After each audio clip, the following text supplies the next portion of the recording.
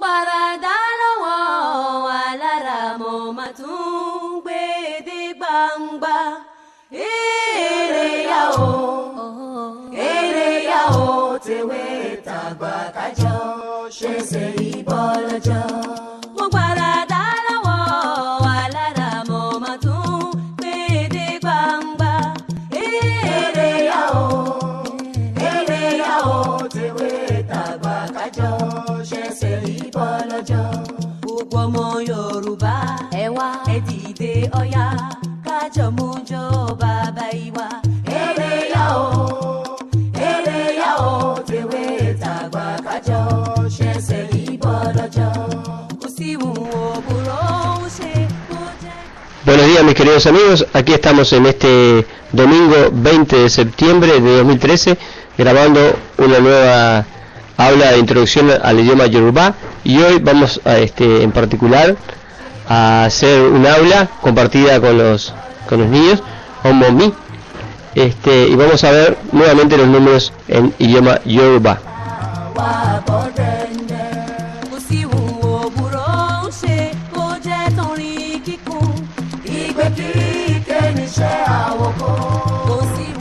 ¿Están prontos? ¿Están prontos? Sí. Bueno, muy bien. Vamos entonces. Número 1. Eni. Eni. Número 2. Echi. Eji. No se acerca tanto el micrófono. Número 3. Eta. Eta.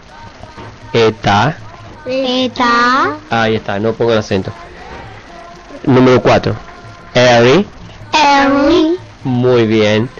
Número 5. Au. Au. Muy bien. Número 6. Ahora sí. Efa.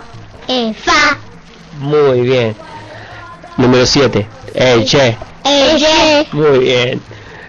Yo. Número 8. Ejo. De nuevo. Yo. Ejo. Ahí está. Muy bien. Así, sin levantar el tono, sin acentuar. Yo. Son. Eso. De nuevo. Son. Eso.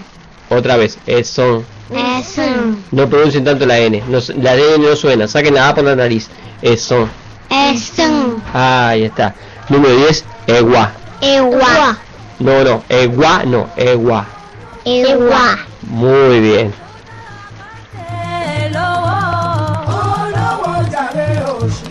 Ọmọ yóò furu dúdú ṣiṣẹ́ dandan àfihàn funfun jayé. Ọmọ yóò furu dúdú ṣiṣẹ́ dandan àfihàn funfun jayé. Ẹ dìde, ẹ mú jó, ẹ yẹsẹ̀ bọ̀lọ̀jọ̀.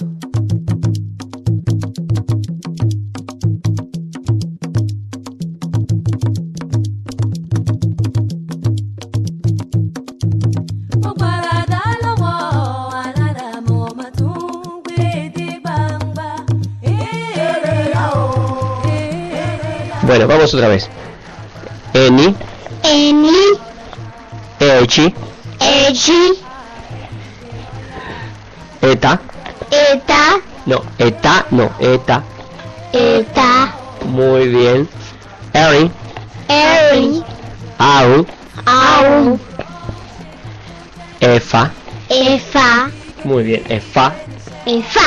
Efa. Muy bien. Eje. Eje. Ejo. Ejo. Son. Esan. Ewa. Ewa. Bueno. Son. Esun. No. Son. Esun. Son. Esan. Sin decir esan. Son. Esan. Ahí está. Son. Esan. Muy bien. Ewa. Ewa. Muy bien. Ewa. Ewa. Ahí está. Muy bien. Bueno, hasta acá ha sido el aula introductoria a la lengua Yorubá. Estamos con los números y compartiendo con los niños. Espero que pasen bien este domingo y nos vemos en la próxima.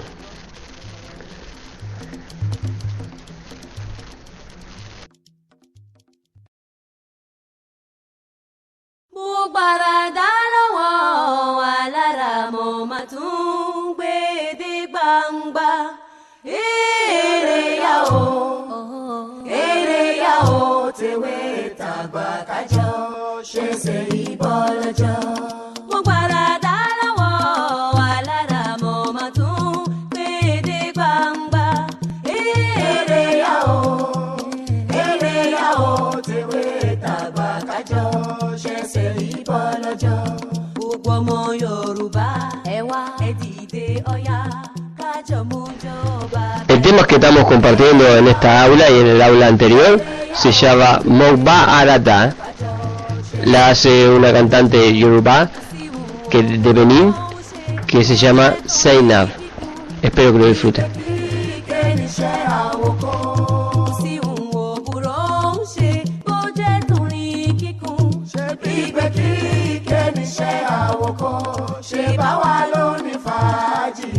Bọ́lọ́jọ́ àgbọ̀gbọ́n rí ń bẹ̀ ilẹ̀ bá ṣú o fèrè bó dọ́là wà bọ́ dẹ́ndẹ́. Kò sí ìhùn òbúrò ń ṣe bó jẹ́ torin kíkún ìgbé kíkẹ́ níṣẹ́ àwòkọ́. Kò sí ìhùn òbúrò ń ṣe bó jẹ́ torin kíkún ṣebí ìgbé kíkẹ́ níṣẹ́ àwòkọ́ ṣe bá wà lónìí fàájì. Bọ́lọ́jọ́ àgbọ̀gbọ́n rí ń bẹ̀ bílẹ̀ bá ṣú o fèrè bó dọ́là wà gbọ́ dẹ́ndẹ́. Tọkọtaya kó máa jà nínú ilé àṣàyè kò wúlò. Tọkọtaya kó máa jà nínú ilé àní àṣàyè kò wúlò. Ìfẹ́ ló yẹ ká ló kọ́ mọ́ kó lè gbọ́njú bá. Ìwà yóò bá dára lọ sáyẹ ká kọ́ mọ́ ẹni.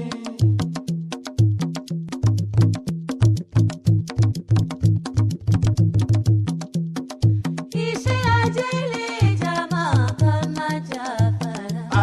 Ìwé tàbá ká ti pamọ́ ṣẹ́. Iṣẹ́ ajé lè jà máa ká má jà fara. Ìwé tàbá ká ti pamọ́ ṣẹ́. Àló dára ká tẹ̀ lówó. Olówó jàre òṣì. Àló dára ká tẹ̀ lówó. Olówó jàre òṣì. Ọmọ yóò furun dúdú ṣiṣẹ́ dandan àfihàn funfun jayé. Ọmọ yóò furun dúdú ṣiṣẹ́ dandan àfihàn funfun jayé. Ẹ dìde, ẹ mú jó, ẹ yẹsẹ̀ bọ́lọ́jọ́.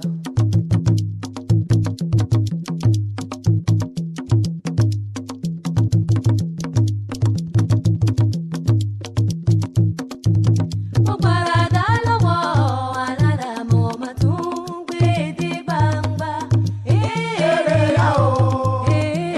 yá o tèwé tàgbà kájọ ṣẹ̀ṣẹ̀ ìbọ̀ lọ́jọ́.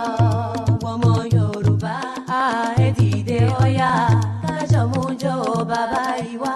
Èrè yá o tèwé tàgbà kájọ ṣẹ̀ṣẹ̀ ìbọ̀ lọ́jọ́.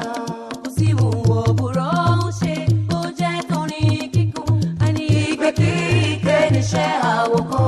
Kò sí ìhùn òbúrò ń ṣe bó jẹ́ torin kíkún ṣebí ìgbé kíkẹ́ níṣẹ́ àwòkọ́.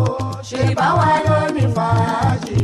Bọ́lọ́jọ́ àgbọ̀gbọ́n rí ń bẹ̀ bílẹ̀ bá ṣú o fèrè bó dọ́là wà gbọ́ dẹ́ndẹ́.